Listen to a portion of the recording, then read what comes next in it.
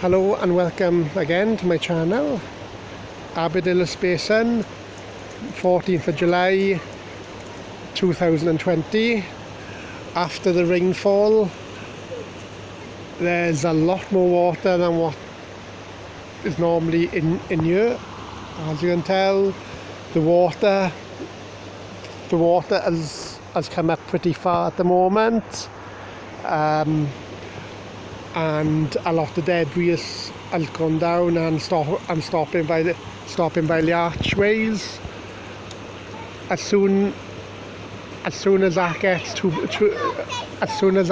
bad, then it's likely to flood even more.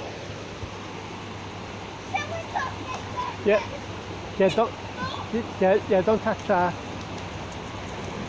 So I want to just to marvel at the water and just be careful and stay safe. Thank you.